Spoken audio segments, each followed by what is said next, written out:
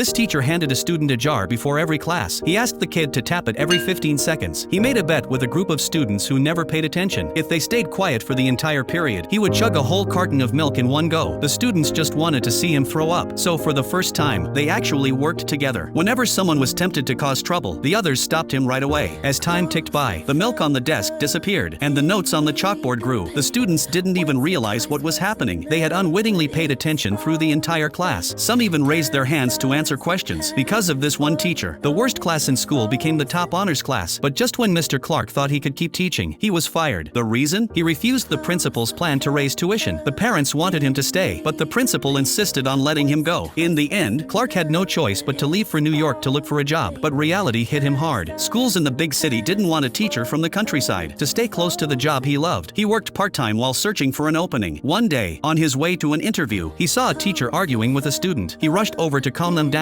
The conflict ended only when the principal showed up. The frustrated teacher stormed out and quit right there. You can have the little bastards. I can start right now. After reading Clark's impressive record, the principal offered him the honors class, but Clark was looking at the classroom across the hall. No one was watching that room. The kids inside were running wild. Everything they did showed years of bad behavior. The principal never expected Clark to choose that class. He explained that 6 teachers had already quit because of these kids, but Clark refused to change his mind. He believed every struggling student was just a child who had been left behind, but his confidence didn't bring him luck immediately. On the first day, the students gave him a harsh welcome. Shamika, don't do that. Shamika was the biggest troublemaker in the class. With her stirring things up, the room exploded into chaos. The classroom was a mess. Even the janitor seemed unsure if Clark could handle them. After Clark cleaned everything up, he walked outside and found graffiti all over his car. But with years of teaching experience, he knew every problem child had a hidden story. So he started visiting their homes one by one, just as he suspected. The kids came from families with serious issues. One student was only 12 but had to take care of 3 younger siblings. Another came from a home where girls were completely ignored. I like to read, especially when Quite ladki.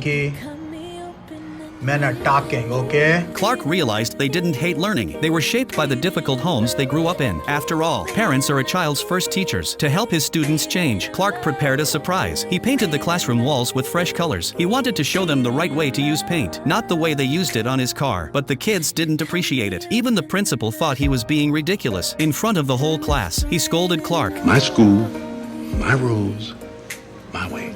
Clark had little authority to begin with. Being humiliated made it even worse. Shamika didn't give him any respect either. She was having fun with her friends, but the moment she saw Clark, she walked away. Their rejection hit him hard. At lunch, his students charged into the cafeteria like wild horses. They were nothing like the orderly honors class next door. These bad habits ran deep. A female teacher told Clark that he could quit if it became too much, but Clark wasn't someone who quit easily. He set new rules for the class. First, we are a family. Second, we respect each other. Third, we line up before and after class. But the kids were used to doing whatever they wanted. They ignored him completely. As soon as the bell rang, they rushed to the door, but the door was locked. Clark had shut it before class ended. With no choice, they formed a line, annoyed and impatient. When Clark looked away, Shamika slipped to the front. Once he noticed, he stopped the whole line. He reminded them that rules matter. If one person breaks them, the whole family takes responsibility. Pressed by her classmates, Shamika backed up for the first time. She was irritated, but she went to the end of the line. To Clark, this was a major win. He thought things were finally improving, but on Monday, he walked into school full of hope only to realize he was wrong. Everything he had worked on was destroyed. The mess in the room showed how hard they were fighting against the rules. It crushed him. No one admitted what they had done. No one finished the homework he assigned. Shamika even turned around with a proud smirk and whispered to her friend. Her defiant attitude pushed Clark to the edge. He stormed out of the room and hurried out of the school. For the first time in his teaching career, he thought about giving up. He vented to his friend. He was a teacher who believed in rational education, yet a group of kids made him lose control. He began to doubt his good intentions. Maybe not every student could be saved, but his friend encouraged him not to give up on his ideals over a few setbacks. Trying something new might lead to unexpected results. His friend's words inspired him. He called in the student who loved playing cards. He played poker with him and used the game to teach. It prevented resistance and helped review math through small bets. What number multiplied by itself gives you 36?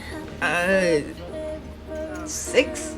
That's good. Clark became even more certain. These kids weren't unwilling to learn. They were smart. So during the break, Clark pushed forward with even more confidence. Clark asked Shamika to teach him how to jump rope. But what looked simple was not simple at all. He failed again and again. He fell more than once. But through his actions, he showed his students that effort always pays off. However, the principal didn't approve of any of this. He called Clark to his office and scolded him. He said Clark ignored the honors class to play with the worst class in school. He claimed Clark would ruin the school's reputation. Clark refused to back down. He made a bet with the principal. 6 months from now, during the graduation exam, every one of his students would pass. I don't see how this is possible. When Clark went back to class, he told the students about this impossible goal. He said being looked down on feels like being struck by darkness, but being struck by darkness only means you are the light. If you want a future of your own, come up and light a candle. One by one, the students stepped forward and lit their candles. In that moment, they truly believed Clark could bring them a miracle. History class was far too boring, so Clark turned the lessons into rap lyrics overnight. He used music to teach them and swept away the dullness of the subject. The students quickly followed his rhythm. Everyone was fully engaged. Even the honors class next door envied them. He also used his breaks to tutor the weakest student in the class, and his efforts paid off. In the monthly exams, 90% of his students earned an A+.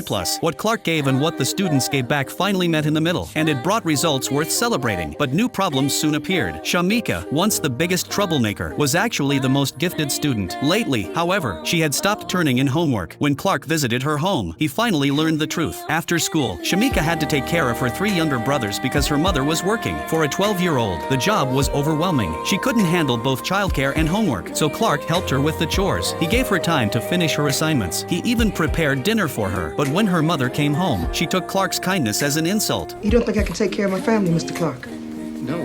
Yes. She went to the principal and accused Clark of interfering. She said ordinary people should live ordinary lives. School would not change the fate of a poor family. She threatened him, either expel Clark, or she would take her daughter to another school. Please don't fire Mr. Clark. He was just trying to help me, Mama. He was just trying to help. It's okay. Hearing the sincerity in Shamika's voice, Clark became even more determined. He promised her mother that Shamika had real talent. Knowledge might not rewrite destiny completely, but doing nothing guarantees failure. Maybe Miss Benton can keep the boys a little longer every day. Okay.